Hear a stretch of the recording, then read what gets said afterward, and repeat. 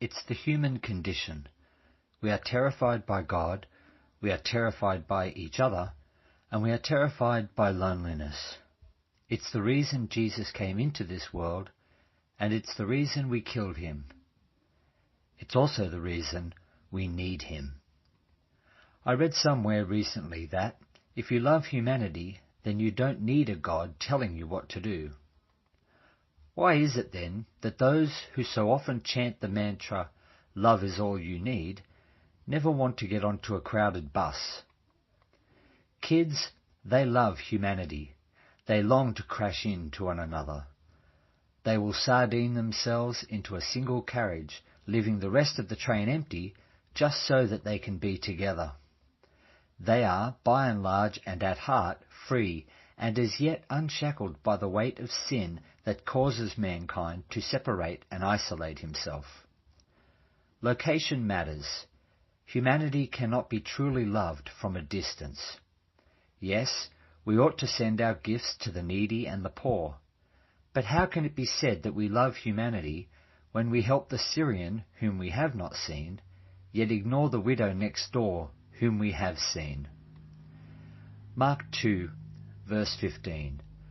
While Jesus was dining at Levi's house, many tax collectors and sinners were reclining with him and his disciples, for there were many who followed him. People wanted to be around Jesus. They followed him. Well, some.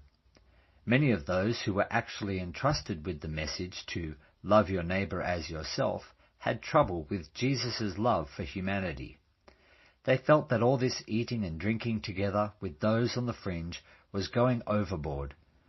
Like all reliable sinners terrified by God, they saw distance as a good thing.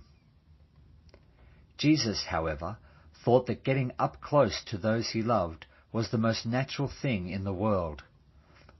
All of which, on this fine Resurrection Sunday, reminds me of Vincenzo Riccardo. Do you know him? No? Nor did anybody else. His body was found slouched in his living room chair. He had been dead for 13 months. The television was his only companion. No doubt that television had a lot to say to Vincenzo over the year, but it didn't seem to care if he lived or died. How can a human being vanish for over a year and not be missed by anyone? The answer is loveless alienation, separation, and distance.